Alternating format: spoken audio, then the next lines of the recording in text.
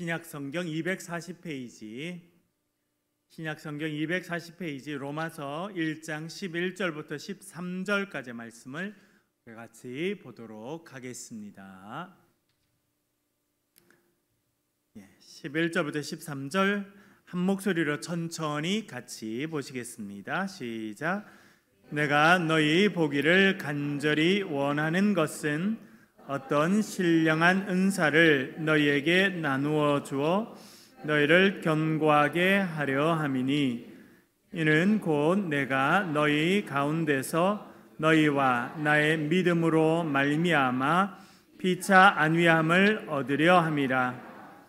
형제들아, 내가 여러 번 너희에게 가고자 한 것을 너희가 모르기를 원하지 아니하노니 이는 너희 중에서도 다른 이방인 중에서와 같이 열매를 맺게 하려 함이로되 지금까지 길이 막혔도다.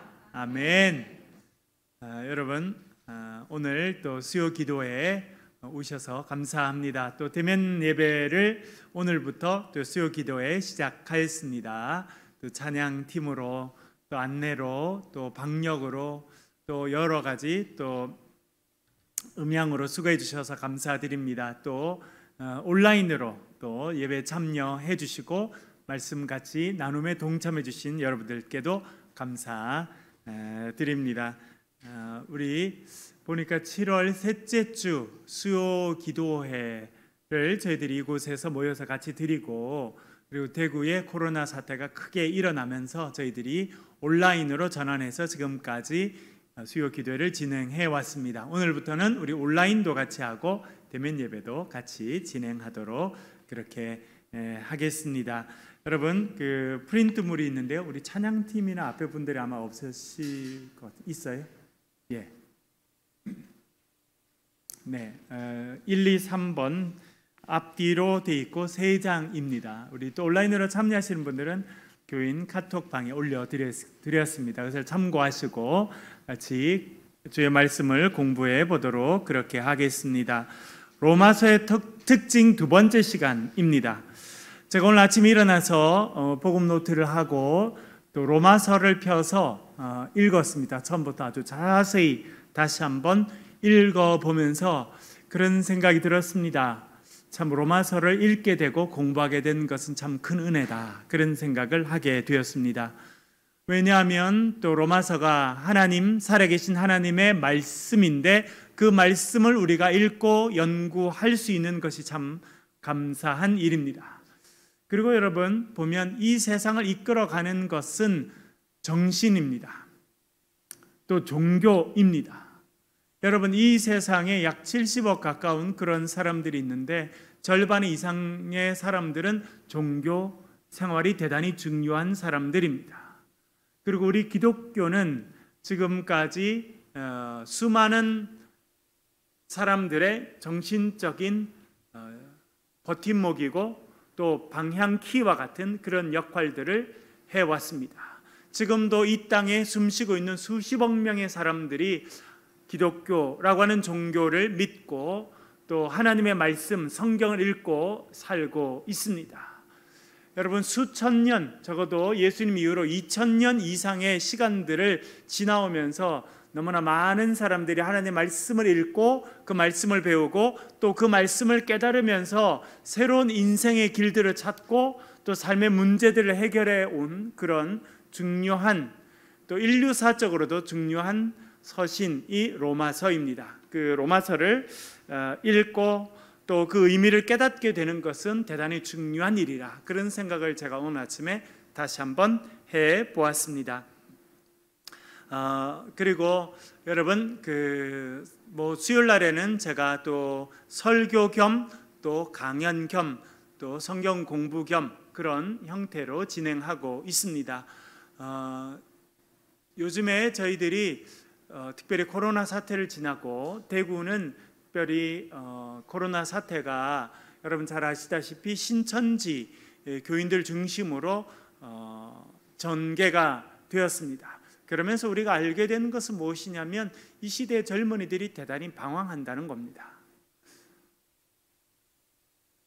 그래서 뭘 붙잡아야 될지 알지 못하고 어떤 것을 내 인생의 중요한 방향으로 생각해야 될지 알지 못하고 방황하고 있다고 하는 것을 알게 됩니다.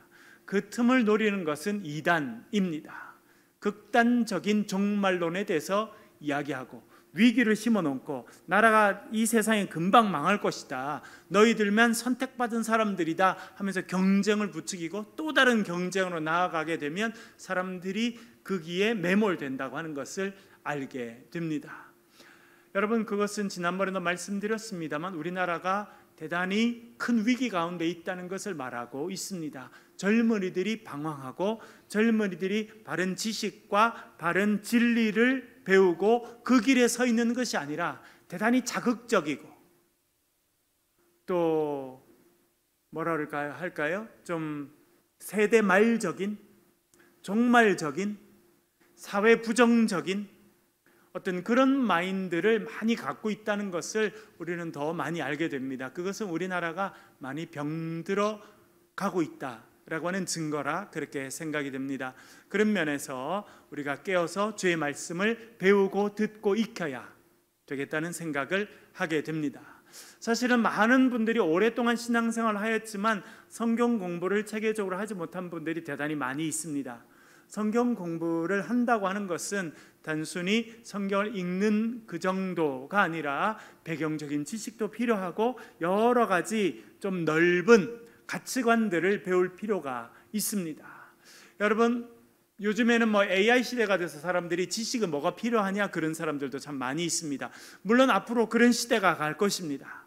여러분, 스마트폰을 켜면 어떤 종류의 전문적인 지식들도 상당히 많이 가질 수 있는 것이 사실입니다.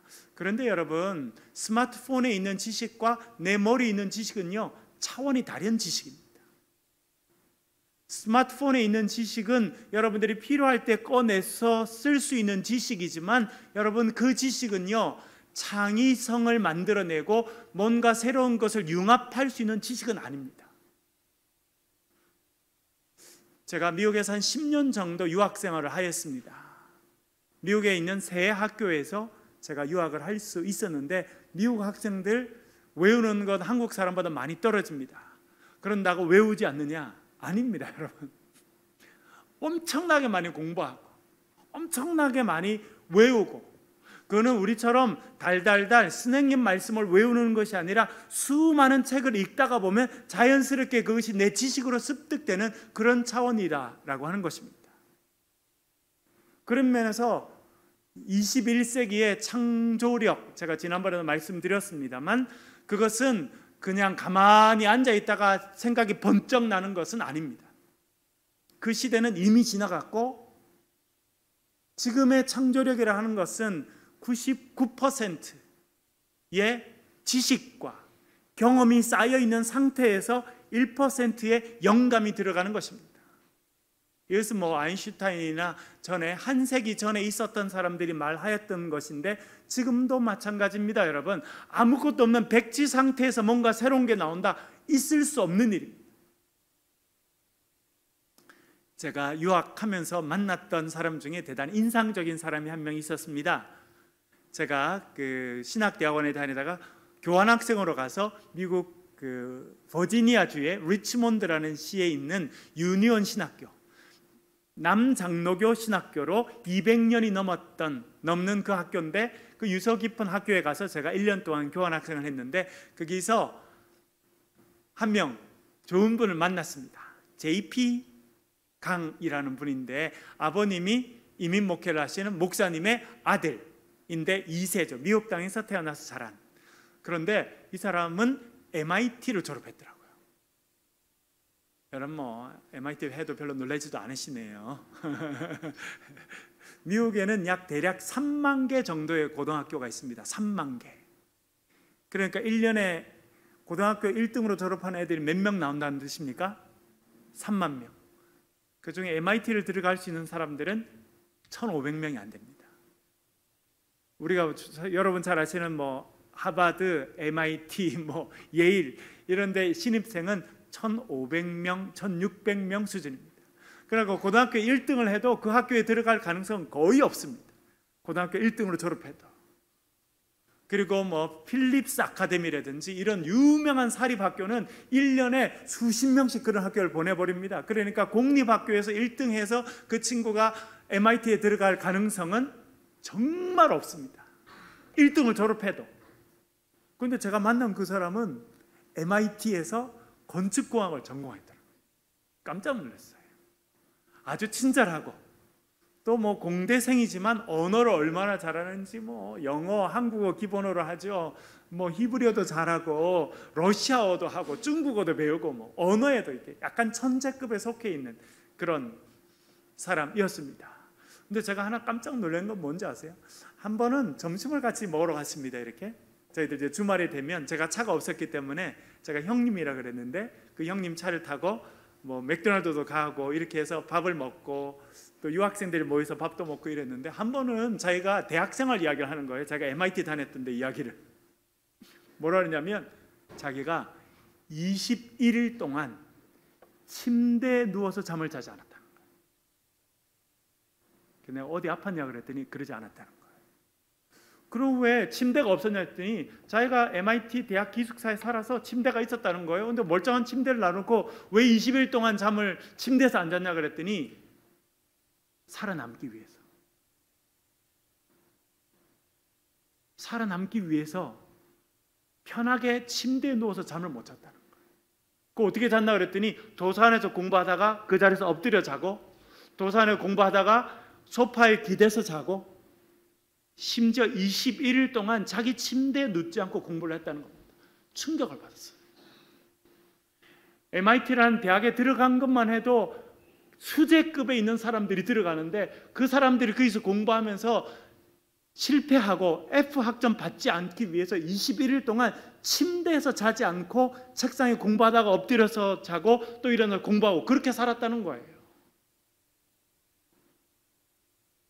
그런 사람들이 세상에 나와서 새로운 기술을 만들어내고 새로운 세상을 이끌어가고 그런 역할들을 한다라고 하는 생각들을 하면서 저는 개인적으로는 참 좀 놀란 그분이 그때 이제 구약학 박사과정을 공부하고 있었는데 개인적으로 이렇게 만나게 되고 또 시간을 갖게 되는 것이 참 다행이었습니다.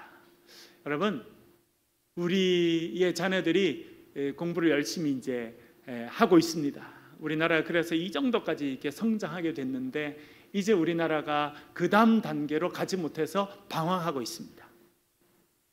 그동안은 누가 열심히 잘 만들어 놓은 거 좀 곁눈질 해가면서 비슷하게라도 만들고 또 그러면서도 창조력을 갖고 해서 우리나라가 많은 부분의 세계를 선도하는 입장이 됐는데 이제는 더 이상 새로운 것을 만들어내기가 어려운 그런 형편에 처하게 되었습니다. 그래서 정말 또 패배감도 있고 젊은이들 가운데 또 많은 또 특권층들이 아빠 찬스, 엄마 찬스 이런 걸 쓰면서 청년들이 자괴감을 많이 느끼는 거죠. 그런 찬스를 쓰지 못하는 사람들은 그런 여러 가지를 겹쳐서 많은 젊은이들이 정신을 빼앗기고 부정적인 생각에 몰입되고 될 대로 되라 이런 생각을 하지 않나 그런 생각을 하게 됩니다. 저는 뭐 짧은 기간이지만 하나님 은혜 주셔서 미국 학교에서도 공부를 하고 하면서 그 미국이라는 거대한 나라를 이끌어가는 그 사람들은요 우리가 상상을 초월할 정도의 노력과 에너지를 들이고 있다는 것을 알게 되었습니다. 여러분, 우리의 젊은이들이 정말 공부하고 새로운 지식을 익히고 그렇게 살길 바라겠고요. 그리고 그 나라를 미국이라는 나라를 이끌어가는 사람들은요 대단히 철저하게 또 기독교적입니다. 기독교적인 가치로 무장하고 있다는 것을 알게 됩니다. 그런 면에서 우리가 성경을 읽고 또 성경의 배경을 배우고 새로운 아이디어를 가지고 하는 것은 대단히 중요하다 그렇게 생각할 수 있겠습니다. 오늘 우리 로마서 두 번째 시간 저희들이 같이 한번 배워보도록 하겠습니다. 지난번에 로마서의 특징 첫 번째 시간 저희들이 말씀드렸죠. 로마서의 저자는 누구입니까? 사도 바울입니다. 수신자는 누구입니까? 로마에 살고 있는 그리스도인들이 수신자였습니다. 기록 연대는 50년대 후반쯤이라 이렇게 생각이 됩니다. 기록 장소는 고린도가 아닐까 그렇게 생각하는 부분을 말씀을 드렸습니다.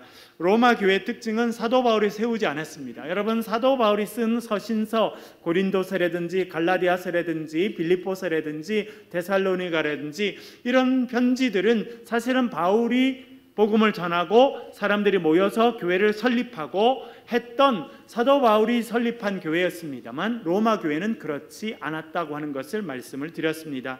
자체적으로 세워진 교회였다는 것을 말씀을 드렸습니다. 두 번째, 로마서의 특징, 두 번째 시간 오늘 살펴보겠습니다.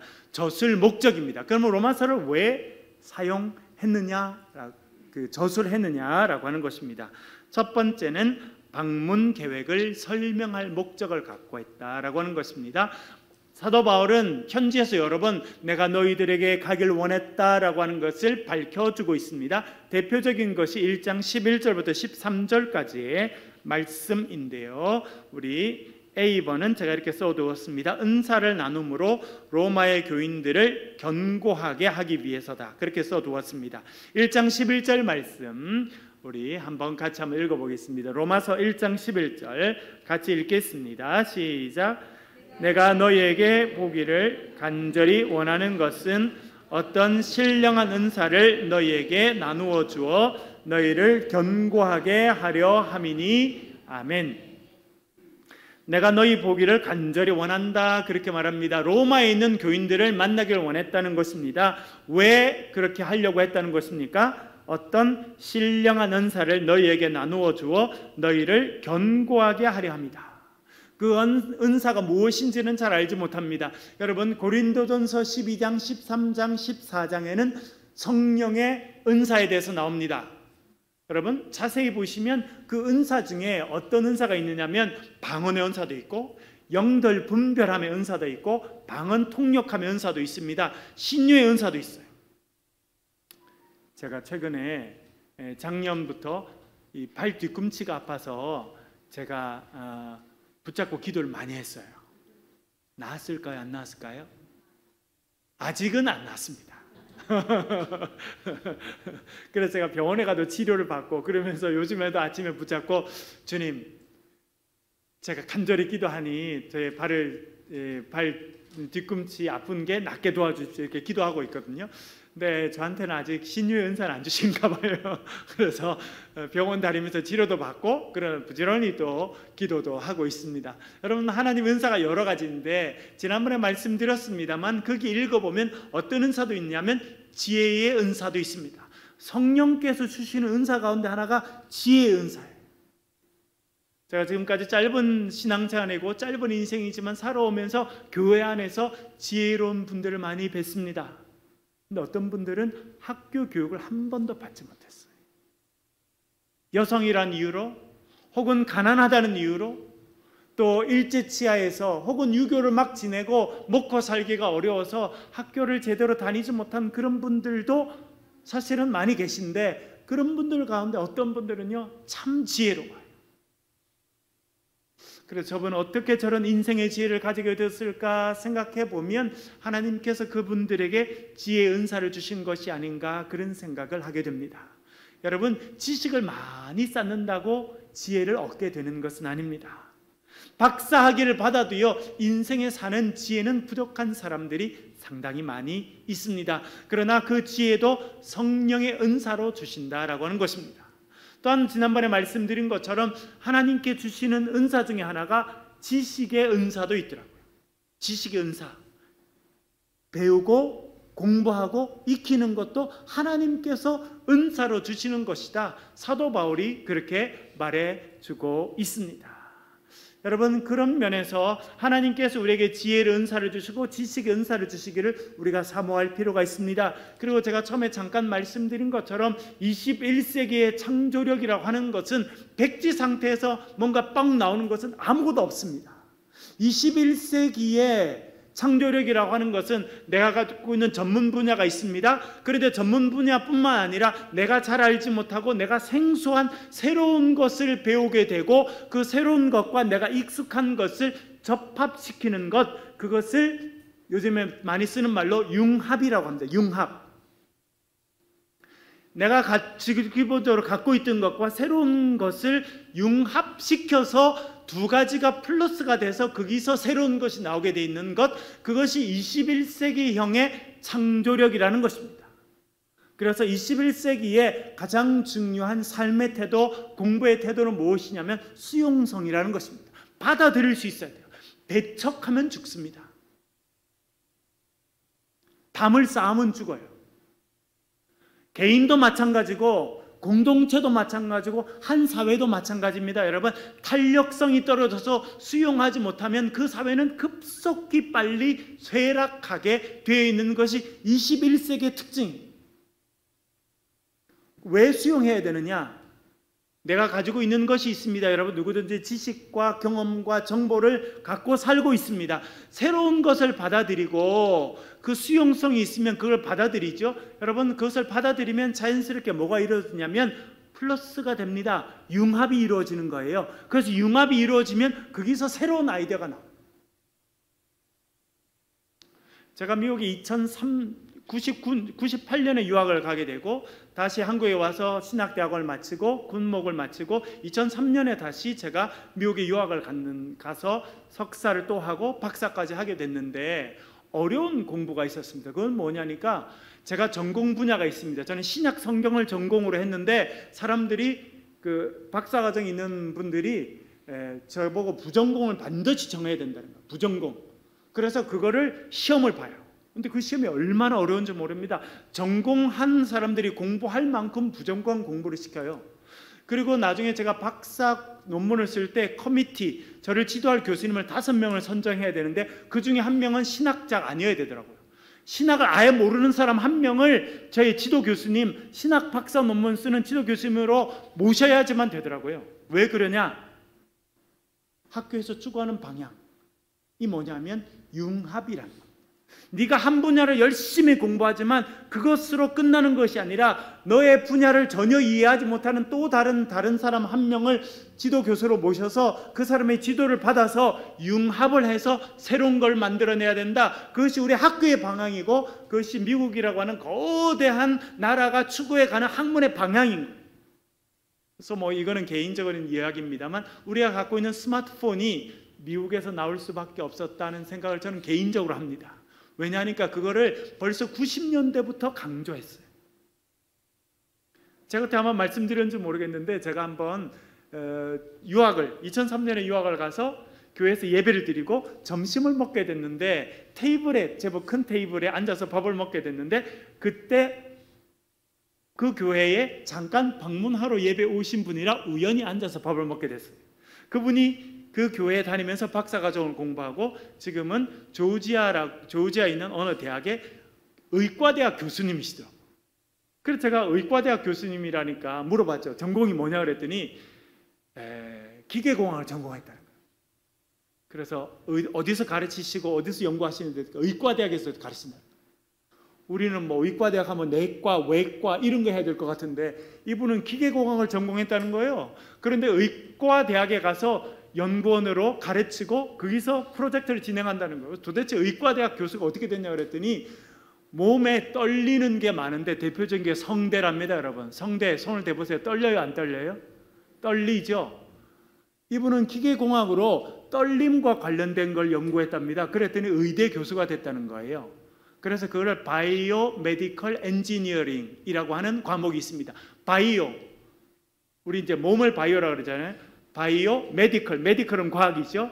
엔지니어링은 공학을 말하는 겁니다. 그런데 이분이 가르치는 영역, 교수로 뽑힌 거는 바이오 메디컬 엔지니어링이라고 하는 새로운 전공 분야를 만들었고 그게 교수로 뽑힌 거예요.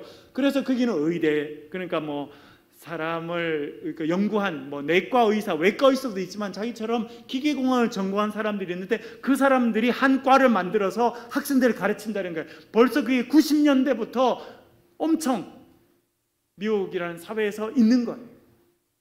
그 결과로 스마트폰이라고 하는 것이 나와서 전 세계를 이제 바꾸게 되었습니다. 제가 이 말씀을 왜 드리냐면 여러분, 우리들도 앞으로 마찬가지입니다. 21세기를 살아가면서 여러분, 내가 하나만 배워서 되는 것이 아니라 또 다른 걸 배워야 돼요.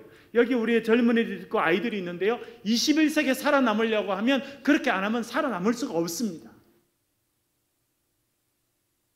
그런데 그래서 미국 학교들이 공부를 하는 걸 보니까, 저도 이제 신학을 공부했잖아요.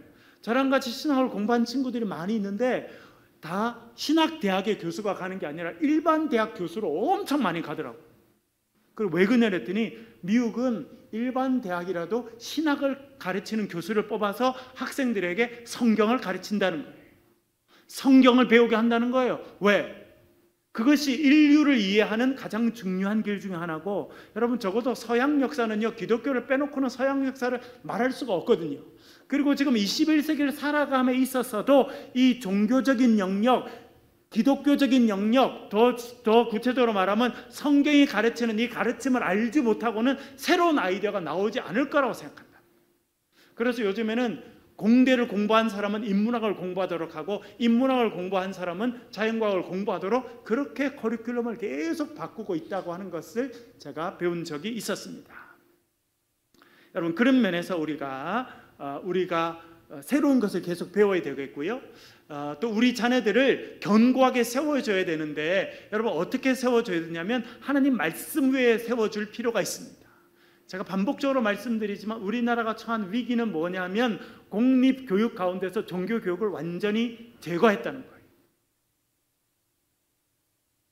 그래서 자녀들이 물질 중심으로 살아갑니다. 돈만 있으면 잘 된다. 여러분, 그게 아닌데, 또 다른 가치가 있는데 공립학교 때부터 그걸 가르치지 않는 거예요. 아이들도 말하면 그래요. 너 어느 아파트 살아? 너 무슨 차 타고 다니니? 내 아빠 직업이 뭐니? 연봉이 어떻게 되는데? 초등학생들이 묻는 질문이에요. 그게 우리나라에. 여러분, 그런 의미에서 우리나라가 참 연약해져 가고 점점 병들어가는 게 아닌가, 그런 생각들을 많이 하게 됩니다. 너희를 견고하게 하련다. 여러분, 우리 자녀들, 우리가 어디 위해 견고하게 서야겠습니까? 하나님 말씀의 진리 가운데 바로 설 수 있는 저와 여러분 되시길 간절히 바랍니다. 사도 바울이 편지를 쓴 것은 이 로마에 있는 사람들에게 당신들이 믿음 가운데 견고하게 서게 하기 위해서 내가 편지를 썼다, 그렇게 말해주고 있습니다. 두 번째는 서로의 믿음을 통해 피차 안위함을 얻기 위함이다, 그렇게 써두었습니다. 1장 12절 같이 한번 읽겠습니다. 시작. 이는 곧 내가 너희 가운데서 너희와 나의 믿음으로 말미암아 피차 안위함을 얻으려 함이라. 아멘. 서로의 믿음을 통해서 서로가 격려받으려고 한다는 거예요. 여러분, 세상은 혼자 살아갈 수 있습니까? 살아갈 수 없어요. 그래서 우리나라도 그렇고 전 세계가 우리 자녀들에게 이 가치를 심어주려고 그러잖아요. 그래서 프로젝트를 같이 하도록, 혼자만 공부, 옛날에는 혼자만 열심히 공부하고 시험 잘 치는 그런 사람들이 사회의 리더가 됐어요. 왜냐하면 다 고시를 통과해서 우리나라는 승승장구할 수 있었거든요. 더 이상 그런 가치를 추구하지 않습니다. 우리나라도. 왜요? 각자가 너무 똑똑한데 그 똑똑한 사람들이 힘을 합치면 더 똑똑한 일을 할 수 있고 더 놀라운 일을 하고 할 수 있는데, 그렇게 못해서 요즘에는 같이 협력하는 일들을 많이 시키고 있습니다. 우리 교회에서도, 우리 또 기독교적인 가치도 그런 부분인데요, 오늘 본문에도 보면 서로의 믿음을 통해 피차 안위함을 받으려고 합니다, 그렇게 말합니다. 여러분, 화살 하나가 있으면 쉽게 무너지지만 화살 3개, 4개, 5개가 되면 쉽게 부러뜨릴 수가 없죠. 우리 구약 성경에서 말씀하고 있는 것이 그렇습니다. 우리의 신앙생활이 서로가 서로를 통해서 격려받고 위로받는 것, 그것이 필요한 것이다. 그리고 내가 그것을 위해서 로마서를 적었고 또 로마에 방문하고 싶다, 그렇게 사도 바울이 말해주고 있습니다. 세 번째는 복음의 열매를 맺게 하기 위함이다, 그렇게 말합니다. 1장 13절 같이 한번 읽겠습니다. 시작. 형제들아, 내가 여러 번 너희에게 가고자 한 것을 너희가 모르기를 원하지 아니하노니, 이는 너희 중에서도 다른 이방인 중에서와 같이 열매를 맺게 함으로되 지금까지 길이 막혔도다. 아멘. 뭘 맺게 하려는 것입니까? 열매, 신앙의 열매. 인생의 열매, 복음 안에서의 생명의 열매를 맺게 하기 위함이다, 그렇게 말하고 있습니다. 여러분, 오늘 예배에 참여하고 기도에 참여하시는 저와 여러분의 삶 가운데 하나님의 생명의 열매, 복음의 열매가 맺히는 은혜가 있기를 간절히 바랍니다. 여러분, 농부들이 가장 기쁠 때가 언제입니까? 수확할 때더라고요. 수확할 때. 제가 엊그제 무슨 TV를 봤는데 재밌어요. 들판에 넓게 이렇게 황금 들판이 됐습니다. 가을에. 그래서 농부들이 추수를 하는 거예요. 재밌는 실험을 했더만요. 학자들이 추수를 앞둔 농부를 IQ 테스트와 여러 테스트를 했어요. 그리고 추수를 한 다음에 똑같은 테스트를 다시 했습니다. 어떻게 된지 아세요, 여러분? 추수를 하고 나니까 IQ가 13이 높아졌어요. 그러니까 IQ가 100이었던 사람이 추수하기 전에 추수를 하고 나니까 IQ가 113이 된 거예요. 왜 그래요? 그만큼 기쁘다는 거예요. 보람이 넘친다는 겁니다. 수고하고 애썼는데 그 결과가 있으니까 그것이 심지어 IQ도 높이는 일을 했다는 겁니다. 그것이 제 이야기가 아니라 여러분 연구의 결과예요. 우리의 삶에 열매가 있어야 행복하고, 열매가 있어야 기쁘고, 열매가 있어야 살 소망이 생기는 겁니다. 여러분, 우리가 믿음 생활하는 가운데 하나님 주신 은혜로 우리의 삶에 열매가 맺히는 그런 인생들이 되시길 간절히 바랍니다. 그래서 사도 바울은 당신들의 삶에 아름다운 열매가 맺히기 위해서 편지를 썼고 내가 가고 싶습니다, 그렇게 써두었습니다. 두 번째는 자신의 신학을 소개하기 위해서 로마서를 썼다라고 하는 것을 알 수 있겠습니다. 자신의 복음을 소개합니다. 이것을 우리가 다음 시간에 좀 더 자세히 소개하고 말씀을 드리겠습니다. 여러분, 2000년 동안 지내왔던 이 기독교의 가장 핵심적인 가르침이 로마서에 들어있습니다. 여러분, 그래서 여러분들의 자녀가 수학도 배우고 영어도 배우고 국어도 배우고 고전문학도 배우고 여러분 과학도 배우고 그렇게 하게 되겠지만, 여러분 기독교적인 정신을 가르치시고 성경을 가르치시고 특별히 로마서의 내용들도 우리 자녀들에게 가르쳐 주실 수 있기를 간절히 바랍니다. 지금까지 인류의 역사를 이끌어온 중요한 지식과 철학과 가르침이 이 안에 들어있기 때문에 그렇습니다. 그것을 소개하기 위해서 사도 바울이 썼습니다. 그러면 왜 그것을 소개할 필요가 있었을까요? 자기가 알지도 못하고 가보지도 못하고 자기와 상관없이 세워져 있는 그 교회 교인들에게 왜 그것을 써줄 필요가 있었느냐?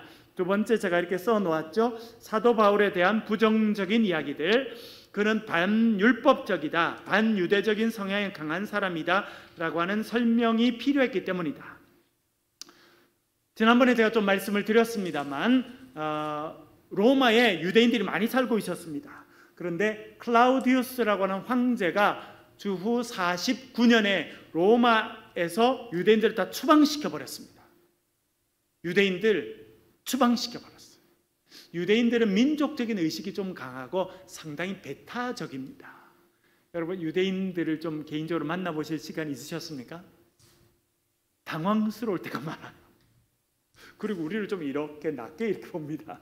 이렇게 그런 느낌이 들어요. 이렇게 똑똑한 유대인들 이렇게 보게 되면. 그래서 좀 배타적인 그런 마음들이 좀 강합니다. 유대인들은. 왜 그러냐 그랬더니 유대인들이 수천 년 동안 박해를 받아왔어요. 그래서 민족이 같이 이렇게 살아남기 위해서 이렇게 또 단결하다 보니까 그런 것도 있고, 쉽게 마음을 잘 안 줍니다. 쉽게 마음을 줬다가 우리가 큰 어려움을 당할 수도 있기 때문에 뭐 여러 가지 이제 마음을 유대인들이 가지고 있는데요. 뭐 그래서 그런지 어떤지 정확하게 잘 알지 못합니다만 주 49년에 클라우디우스 황제가 로마에서 유대인들을 추방시켜 버립니다. 그래서 유대인들이 전부 다 추방됐는데 말씀드린 것처럼 고린도에 브리스길라와 아굴라라고 하는 사람이 와서 이제 바울을 만나게 되고 복음의 역사를 같이 이루게 되었습니다. 그리고 사도 바울이 전도하고 교회를 세웠던 데살로니가나 빌립보나 여러 지역의 유대인들이 다 흩어졌다고 생각됩니다. 그리고 사람들이 거기 가보고는 바울이라는 사람이 이 지역에 복음을 전하고 교회를 세웠었구나 하는 걸 알게 됩니다. 그런데 여러분, 참 재밌는 건 뭔지 아세요? 제가 바울을 전공해서 이렇게 논문도 쓰고 그렇게 하게 됐는데, 신기한 것은 바울이 쓴 모든 서신에 누가 등장하냐면 바울의 적대자들이 등장합니다. 재밌죠? 저는 참 재밌다고 생각했어요. 바울이 그렇게 잘못한 것도 별로 없는데 가는 곳마다 바울을 반대하고 가는 곳마다 바울을 죽이려고 하고 그런 적대자들이 많이 있었거든요. 그래서 학자들의 생각에는 이 사람들이 고린도에도 가고 데살로니가도 가고 빌립보도 가고 또 여러 갈라디아도 가고 그렇게 해서 신앙생활을 그렇게 흩어져 있다가 다시 로마로 모이게 됩니다. 왜냐하면 클라우디우스 황제가 주후 54년에 죽음을 당하거든요. 49년에 유대인들을 다 쫓아냈는데 5년 뒤인 54년에는 본인이 죽게 됩니다. 그리고 이 클라우디우스 황제를 이어서 저 유명한 네로가 황제로 등장합니다. 주후 54년에 네로는 유대인들에 대해서 배척하는 그런 마음은 별로 없었습니다. 그래서 유대인들이 다시 로마에 돌아오게 됐고 로마에서 다시 교회를 이루게 되었는데, 어떤 일이 있게 됐냐면 사람들이 흩어져서 바울에 대해서 이야기를 많이 들었어요. 그 중에 바울은 정말 위대한 사람이더라, 위대한 신학자요, 위대한 복음 전도자들이더라 하는 이야기를 한 사람도 있었지만 그 중에 꼭 부정적인 사람이 있잖아요. 바울은 반유대적이래, 유대인들을 싫어한대, 반율법적이래, 뭐 이렇게 하면서 그 바울에 대한 부정적인 이야기를 하는 사람들도 있었다고 생각이 듭니다. 이제 사도 바울은 곧 로마로 가고 싶어 했습니다. 조금 이따 배우겠습니다만 로마를 거쳐서 이제 그는 땅끝이라고 생각되는 지금의 스페인 지역으로 가서 자기의 인생을 마무리하면서 복음 전하는 것에 완성을 이루려고 했는데, 그러면서 꼭 로마로 가고 싶었습니다. 그런데 로마에 벌써 자기를 반대하고 자기를 싫어하는 사람이 많이 생긴다고 하면 자기가 로마에 가기도 어렵고, 조금 이따 살펴보겠습니다만 로마 교회의 도움을 받아서 그는 스페인으로 가고 싶었거든요. 그것이 어려워질 가능성도 있었습니다. 그래서 그가 자신의 신학을 정확하게 소개하고 자신이 어떤 사람인지 분명하게 소개할 필요성이 있었기 때문에 로마서를 적었다, 그렇게 이해해 볼 수 있겠습니다. 세 번째 금방 나오죠. 세 번째는요, 땅끝, 스페인이죠. 서바나라고 나옵니다. 조금 더 읽어보겠습니다. 선교에 대한 후원을 요청하기 위해서 편지를 썼다고 생각됩니다. 15장 22절부터 24절까지 우리 천천히 같이 한번 읽어보겠습니다. 읽겠습니다. 시작.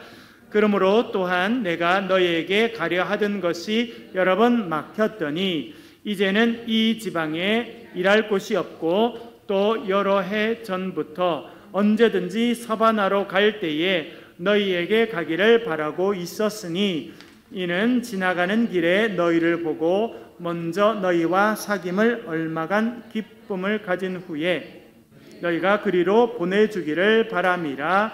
아멘. 어디로 가겠다는 겁니까? 서바나, 지금의 스페인입니다. 그게 땅끝이라고 생각했어요. 그리고 여러분, 유럽의 그 대륙의 끝은 지금도 스페인입니다. 그렇죠? 그래서 사도 바울은 그 길로 가고 싶어 했어요. 거기가 땅끝까지 이르러 내 증인이 되리라 하신 말씀을 사도 바울은 어떻게 이해했냐면, 이제 내가 땅끝, 이제 스페인으로 가면 거기는 이제 바다가 나오잖아요. 그래서 그 길이 땅끝이라 생각했습니다. 그래서 스페인, 지금의 스페인 지역 사바나로 가고자 했습니다. 그런데 가기 전에 어디를 들려고자 했냐면 로마로 가고 싶어 했습니다. 그래서 로마에 가서 그 사람들과 함께 잠시 사귐도 갖고 어울리기도 하고 그렇게 한 다음에 제일 뒤에 이렇게 써놨죠. 너희가 그들로 보내주기를 바랍니다.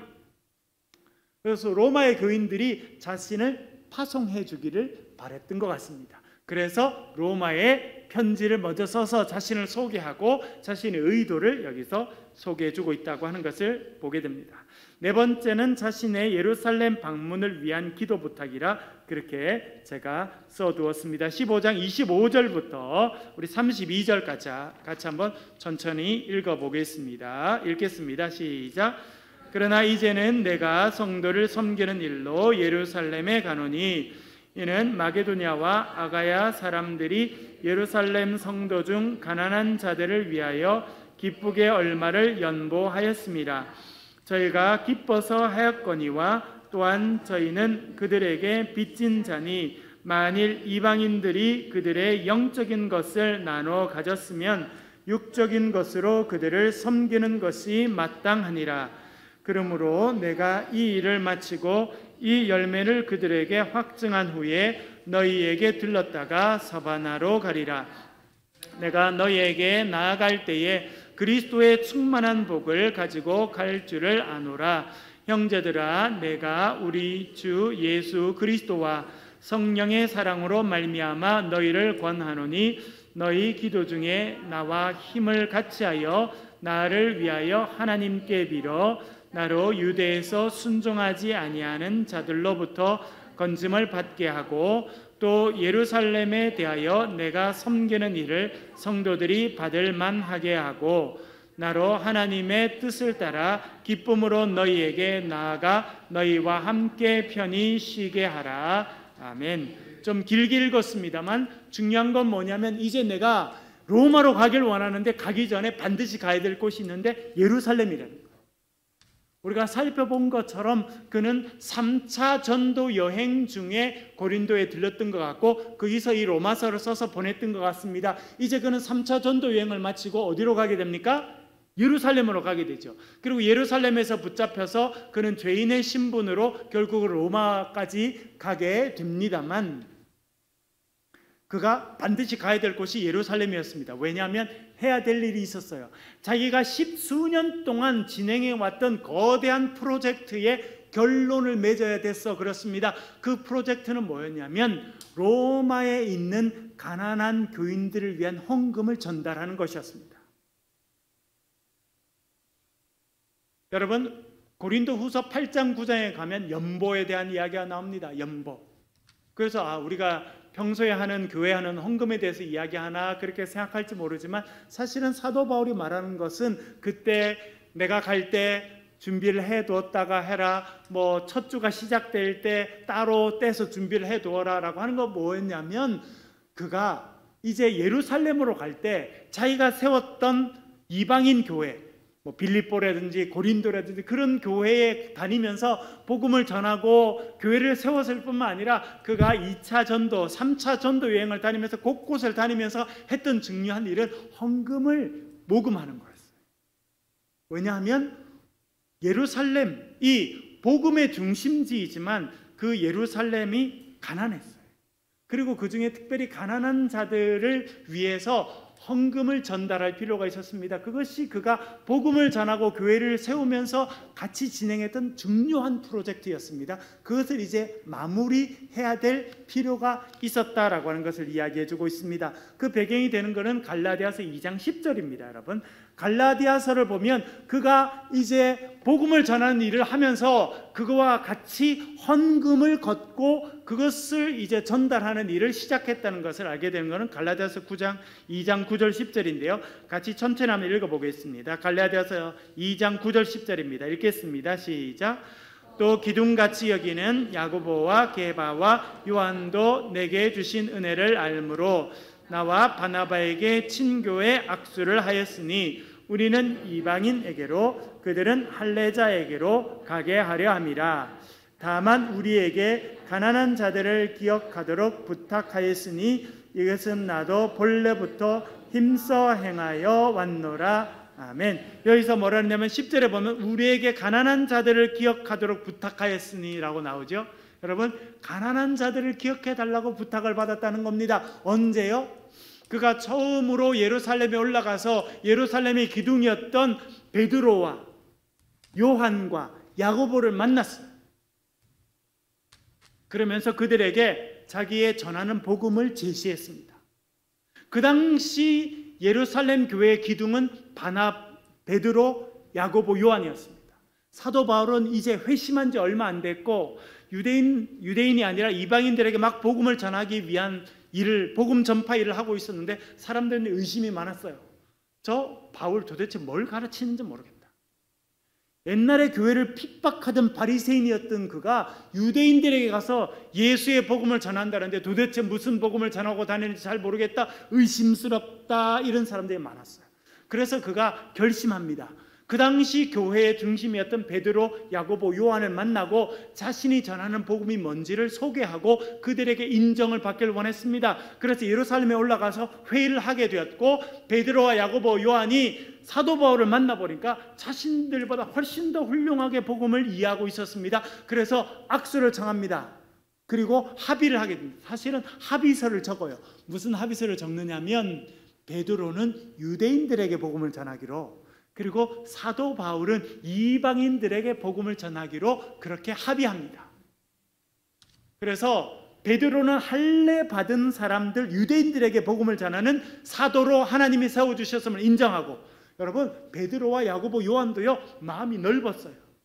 이 사도 바울, 불과 지금 예수 믿기 시작한 지 얼마 안 된 이 사람을 하나님께서 선택하셔서 그 넓은 지중해 연안 전체를 다니면서 유대인이 아닌, 할례 받지 않은 비유대인들에게 복음을 전하는 사도로 하나님이 임명하셨다라고 하는 것을 인정하고 공적으로 인정해 줍니다.